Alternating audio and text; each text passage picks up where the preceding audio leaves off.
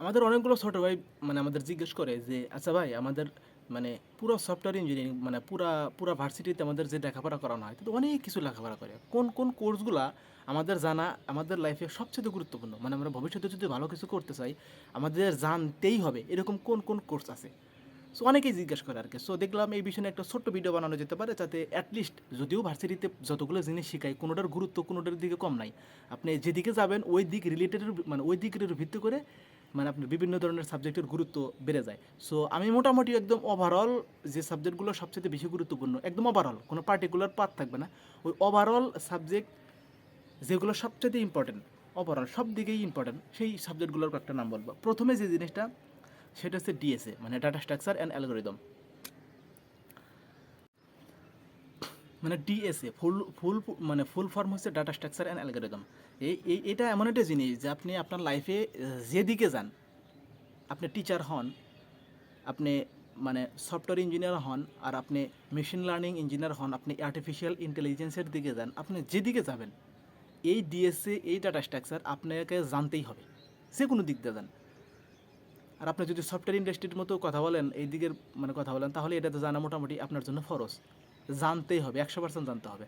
So এটাই data structure and algorithm মোটামুটি আমরা মনে করি সবচেয়ে গুরুত্বপূর্ণ সবচেয়ে ইম্পর্ট্যান্ট এবং মানে গুরুত্বপূর্ণ ভূমিকা পালন করে সিএসসি লাইফে। সেটা হচ্ছে সফটওয়্যার মানে ডিএসএ ডাটা স্ট্রাকচার অ্যালগরিদম। এটা আপনাকে সবাই বলবে, এমন না যে আমি বলতেছি, সবাই বলবে। আপনি যার কাছে জিজ্ঞেস করবেন সেই বলবে যে সবচেয়ে গুরুত্বপূর্ণ দিবা এরকম যদি কয়েকটা সাবজেক্ট থাকে তার ভিতরে প্রথম এবং প্রধানতম হলো DSA data structure and algorithm. তারপরে যে জিনিসটা হলো সেটা হচ্ছে গিয়ে ডেটাবেস। আপনি যেদিকে যাগান এই দিকে এই বর্তমান যুগে আর্টিফিশিয়াল ইন্টেলিজেন্সের এই যুগে এসে ডেটা যে কি মানে কত গুরুত্বপূর্ণ একটা উপাদান ডেটা। ডেটা বর্তমানে ডায়মন্ড, স্বর্ণ বললে ভুল হবে, ডায়মন্ড। আপনি ডেটা আছে মানে সব আছে, আপনার ডেটা আছে মানে আপনি একটা নতুন মানে মেশিন লার্নিং মডেল জেনারেট করতে পারতেছেন, নতুন একটা আর্টিফিশিয়াল ইন্টেলিজেন্স একটা ফিচার তৈরি করতে পারছেন। ডেটা আছে, শুধু ডেটার উপর ভিত্তি করে। এই যে ডেটা আর বিশেষ করে এখন এর যুগ আরও বেশি ডেটা আসতেছে। ডেটা পৃথিবীতে যত বেশি সময় আসবে ডেটা তত বাড়বে, ডেটার সংখ্যা কোনো করবে না, কমবে না, কারণ আপনি যা করবেন সেটাই ডেটা। সো এই ডেটাকে এফিশিয়েন্টলি ম্যানেজ করার জন্য এই ডেটাকে মানে একদম মানে সুন্দর করে ম্যানিপুলেট করে ডেটা থেকে কোনো কিছু জিনিস বের করে আনার জন্য বা ওই ডেটাকে কীভাবে মানে কত সুন্দর করে এফিশিয়েন্ট করা যায় এই জিনিসটা জানার জন্য সবচেয়ে ভালো যে জিনিস বা গুরুত্বপূর্ণ যে জিনিস শেখা দরকার সেটা হচ্ছে মানে ডাটাবেস ম্যানেজমেন্ট সিস্টেম। আমরা এটার মাধ্যমে মূলত শেখাই যে আসলে ডেটাবেসকে কীরকম মানে ডেটাবেসকে কীভাবে ম্যানিপুলেট করতে হয়, মানে ডেটা কীভাবে রাখতে হয় এই জিনিসটা। মানে এই জন্যে যেহেতু আমাদের ডেটা ড্রিভেন এখন পুরো অলটাই ডেটা ড্রিভেন, সো এক্ষেত্রে আমরা বলতে পারি ডাটা ড্রিভেন যে সাবজেক্ট আছে এটার গুরুত্ব দিন যত যাবে তত বাড়বে। তারপরে যেটা হচ্ছে operating system and computer architecture. So operating system সম্পর্কে মানে জানে না এরকম মানুষ খুব কম। আমরা সবাই জানি যে মানে উইন্ডোজ, লিনাক্স, উবুন্টু, ম্যাক এগুলো সবাই অপারেটিং সিস্টেম। অপারেটিং সিস্টেমের মূল কাজ কি? অপারেটিং সিস্টেমের মূল কাজ হচ্ছে কোঅর্ডিনেট করা। কার সাথে কোঅর্ডিনেট করা? হার্ডওয়্যার এবং সফটওয়্যারের সাথে কোঅর্ডিনেট করা। আমার সফটওয়্যারে আমি একটা প্রোগ্রাম লিখলাম যে a+b মানে 2+3=5, এটা তো আমরা বললাম। বাট এটা তো আমরা বললাম কিসে? এটা এটা যে কোনো একটা প্রোগ্রামিং ল্যাঙ্গুয়েজে লিখলাম। এখন এই প্রোগ্রামিং ল্যাঙ্গুয়েজের কথা আমাকে হার্ডওয়্যারে বুঝতে হবে। তারপরে হার্ডওয়্যারে বোঝার পরে ওই 2 আর 3 যে যোগ করে 5 হয় সেটা আমাকে হার্ডওয়্যারের অ্যাডার দিয়ে মানে ইমপ্লিমেন্ট করতে হবে এবং অ্যাডারের যে রেজাল্ট আসবে ওই রেজাল্টটা আবার আমাকে এই হার্ডওয়্যারের রেজাল্টটা আমাকে সফটওয়্যার দিয়ে রিপ্রেজেন্ট করতে হবে, সফটওয়্যার দিয়ে মানুষের সামনে প্রেজেন্ট করতে হবে।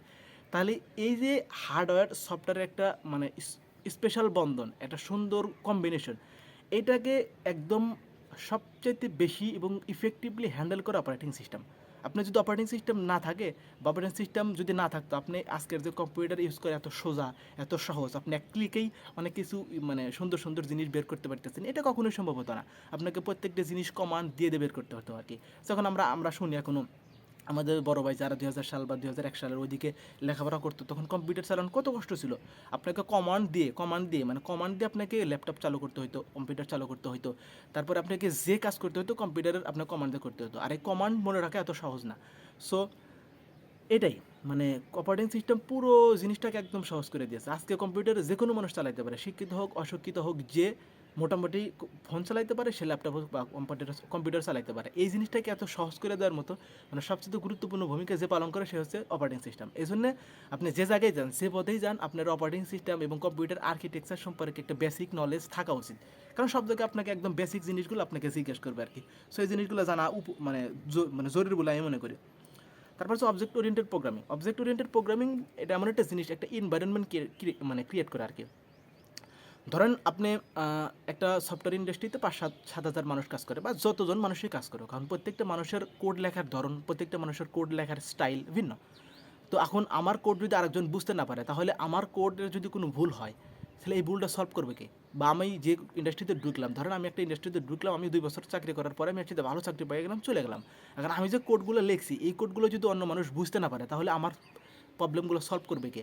এই জন্য কী করা হয়, অবজেক্ট ওরিয়েন্টেড প্রোগ্রামিং বা ওওপিতে একটা সুন্দর কনসেপ্ট, মানে প্রত্যেকটা জায়গায় ক্লাস অবজেক্ট নিয়ে একটা সেম প্যাটার্নে কোড লেখা হয়, যাতে হয় কি একটা কোড বা একজন মানুষের কোড আমরা সবাই বুঝতে পারি, একটা সেম প্যাটার্নে কোড লেখা হয়। এতে হয় কি ইন্ডাস্ট্রির মানে কোঅর্ডিনেট করা খুব সহজ হয়ে যায়, কারণ যে কোনো মানুষের কোড আমরা যে কোনো মানুষ বুঝতে পারি খুব সহজে এই আমাদের এই মানে ওওপি দিয়া বা অবজেক্ট ওরিয়েন্টেড প্রোগ্রামিং। এখানে খুব গুরুত্বপূর্ণ একটা কনসেপ্ট আছে যেগুলো মানুষ প্রত্যেকটা মানুষের ইন্টারভিউতে প্রশ্ন করে, যেমন আপনার ইনহেরিটেন্স, তারপর হচ্ছে ক্লাস কি, অবজেক্ট কি, তারপর হচ্ছে ইনক্যাপসুলেশন, ইনহেরিটেন্স, এগুলো জিনিস যা আছে মানে এগুলো জিনিসের মানে বেসিক কোন কনসেপ্টগুলো আমাদের মূলত ইন্টারভিউতে জিজ্ঞেস করে। সো আপনার ইন্টারভিউ ক্র্যাক করার জন্য হলেও আপনার ওপি এই জিনিসগুলো আপনার জানা উচিত। ওপি সব জায়গায় থাকবে।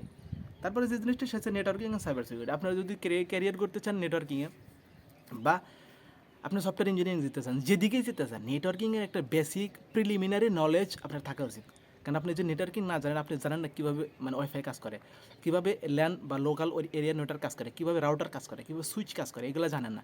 আর একটা সিএসসির স্টুডেন্ট হিসাবে এত ছোট এত সিলি বিষয় জানবে না, এটা আসলেও মানে মানে আশা করা যায় না। সো আপনি যেহেতু মানে নেটওয়ার্ক বা টেক রিলেটেড জ্ঞান আছে, সেক্ষেত্রে আপনার অবশ্যই নেটওয়ার্কিংয়ের জ্ঞান থাকা উচিত।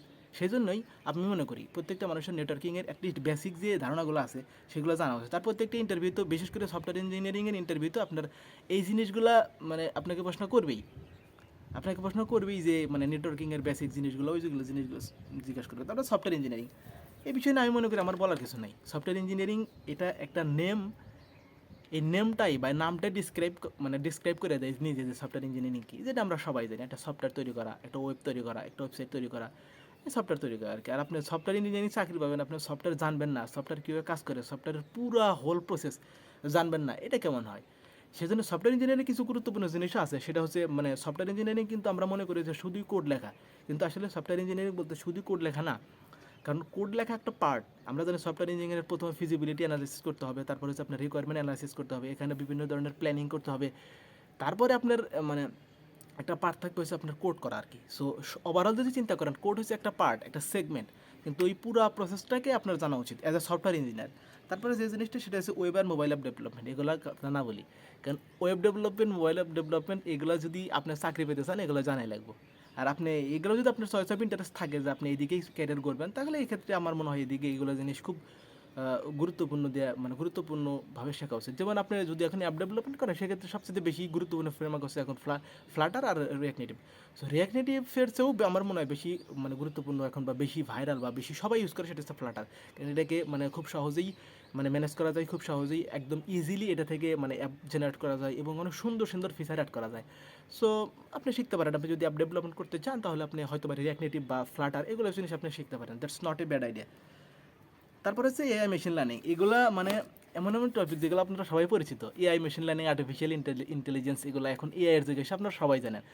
যে আমরা চিন্তা করতেছি একটা সময় হতে পারে যে আপনার সফটওয়্যার ইন্ডাস্ট্রির মানে যে এখনকার যে রোল আছে এটা ডিক্রিজ হবে, আপনার অ্যাপ ডেভেলপমেন্ট যে মানে রোল আছে এটা ডিক্রিজ হবে। দ্যাটস ট্রু, কারণ আগে যে কোডগুলো ম্যানুয়ালি লিখতে হতো, এখন ওই কোডগুলো ম্যানুয়ালি লিখতে হয় না, আমাদের ম্যাক্সিমাম অফ দ্য কোড আমাদের এআই জেনারেট করে দেয়।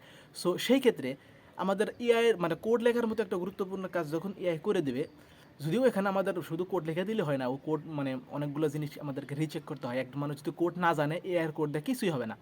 আপনি কোড না জানলে এআই আপনাকে কোড দিলে আপনি ওই কোড দিয়ে কিছু করতে পারবেন না। সো সেই ক্ষেত্রে কোড তো জানাই লাগবে। তো এখন ওই মানে আপনার কোড জেনারেট করার পরেও এখন এদিকে তো বললাম যে কোড জেনারেট তো করতেছে, এদিকে এর কারণে আমাদের মানে এদিকের মানে ডিমান্ডটা একটু তুলনামূলক আগের থেকে কম, কারণ যে কাজ আগে 10 জন করতো, এই কাজ এখন 2 জন 3 জন 5 জন দিয়ে সম্ভব। সো সেই ক্ষেত্রে এটার মান একটু কম হলেও কিন্তু AI, machine learning, artificial intelligence এই দিকের মানে প্রফেশনের যে গ্রোথ একদম মানে আকাশচম্বী। সবাই এআই শিখতেছে, সবাই মেশিন লার্নিং শিখতেছে। আসলে এটার ভবিষ্যতে তাই। আপনি যদি একদম প্রফেশনাল না করেন, প্রত্যেকটা মানুষের, প্রত্যেকটা সিএসসি স্টুডেন্টের অ্যাটলিস্ট এআইয়ের ভিতরে, মেশিন লার্নিংয়ের ভিতরে বেসিক কী কী জিনিস শেখায় এই জিনিসটা জানা দরকার। কারণ এমন একটা সময় আসবে যে আপনি নিজেই চাইবেন যে আপনার সফটওয়্যার ইন্ডাস্ট্রির ভিতরে আপনি এআইকে ইন্টিগ্রেট করবেন। সো আপনার এআই যেহেতু ইন্টিগ্রেট করবেন, সো এআই এর বেসিক যে জিনিসগুলো বা রুলস অ্যান্ড রেগুলেশনগুলো আছে সেগুলো আপনি মানে অনেক সুন্দর করে মানে একটু জানার চেষ্টা করবেন। কারণ কোনো কিছু যদি বেসিক যদি না জানেন, আপনি ওই জিনিসটা তো হাই লেভেলে কাজ করতে পারবেন না। সো এই জন্য এখন এমন একটা সময় যে আপনি যেই প্রফেশনে যান, অ্যাটলিস্ট এআই মানে মেশিন লার্নিং, এআই মানে এগুলোর যে বেসিক জিনিসগুলো আছে একদম সুন্দর বা একদম মানে কোর কনসেপ্টগুলো আছে এগুলো জানার চেষ্টা করবেন। এতে হবে কি আপনার প্রফেশনে যেদিকে যান আপনার মানে প্রফেশনকে মুভ করতে বা ডাইভার্ট করতে মানে সুবিধা হবে। কারণ এখন একটা সময় আসলে সবাই মানে মানে আপনার মেশিন লার্নিং বা আর্টিফিশিয়াল ইন্টেলিজেন্সের খুব গুরুত্ব বেড়ে গেল, আপনার মানে জব মার্কেট খুব হাই, তখন আপনি খুব সহজে ডাইভার্ট করতে পারবেন যদি আপনার এই বেসিকগুলো জানা থাকে। সেজন্য আমি মনে করি যে মানে ভার্সিটিতে একদম বেসিক লেভেলের যে জিনিসগুলো শেখানো হয় এদিকে একটু মনোযোগ দিয়ে শেখানো হচ্ছে। তারপরে হচ্ছে ম্যাথমেটিক্স ফর সিএসসি।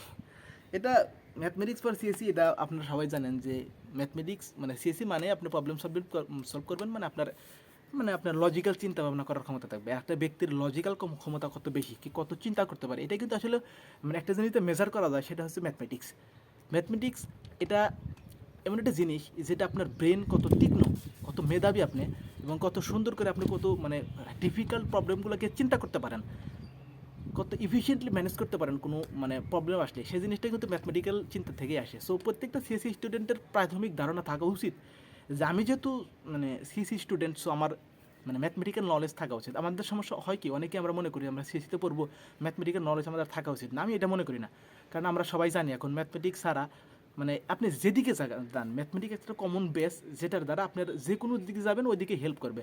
আপনি যেদিকে যান, সফটওয়্যার ইঞ্জিনিয়ারিং, মেশিন লার্নিং, মানে তারপর হচ্ছে অ্যাপ ডেভেলপমেন্ট, ওয়েব ডেভেলপমেন্ট, যেদিকে যান ম্যাথমেটিক্যাল যে কোর কনসেপ্ট বা কোর নলেজগুলো এটাকে আপনাকে ভবিষ্যতে অনেক ভালো কিছু করার জন্য নিজেকে বুস্ট করবে। সো এই জন্য আমি মনে করি যে মানে ম্যাথমেটিক্সের যে বেসিকগুলো, আমি বলবো না খুব হাই লেভেলে ম্যাথমেটিক্স আপনি শেখেন বা খুব হাই লেভেল ম্যাথমেটিক্স আপনার শেখা উচিত, আমি এটা বলবো না। আমি বলবো একদম বেসিক, যোগ বিগুণ বা টসাগু, একদম আমাদের ইন্টারমিডিয়েট বা ম্যাক্সিমাম ইন্টারমিডিয়েট বলবো। এসএসসি লেভেল হলেই চলে, বাট ম্যাক্সিমাম ইন্টারমিডিয়েট, কারণ ওই পারমিটেশন, কম্বিনেশন, প্রবাবিলিটি এগুলো জিনিস কিছু ক্ষেত্রে দরকার হয়। সো আমরা বলবো যে আপনি ম্যাক্সিমাম ইন্টারমিডিয়েটের যে বেসিক জিনিসগুলো আছে ওইগুলো জিনিস আপনি শিখে রাখতে পারেন, কারণ আপনার ভবিষ্যতে কখন কাজে লাগবে, কোন ইন্টারভিউতে মানে কোন প্রশ্ন করবে এটা আমরা জানি না। সো ওভারঅল এটাই, আপনি এইগুলো জিনিস যতগুলো বললাম এইগুলো জিনিস দিলে মোটামুটি একটা আইডিয়া রাখতে পারেন। আশা করা যায় ভবিষ্যতে যেদিকেই মানে এআই যতই আসুক বা ভবিষ্যৎ যেদিকেই যাক, আপনি যে কোনো দিকে নিজেকে কোপ আপ করে নিতে পারবেন, এতটুকু আশা রাখতেই পারি আর কি। সো বললাম আজকে অনেক কথাই বললাম, আর এই যতগুলো কথা বললাম প্রত্যেকটা কথা কিন্তু এটা আমার মানে আমার ব্যক্তি পার্সপেক্টিভ থেকে, আমি শরীফুলের মানে অবজারভেশন থেকে আর কি। সো এর ভিন্ন হতে পারে, তো তো ঠিক আছে, ভালো থাকেন, আল্লাহ ভরসা।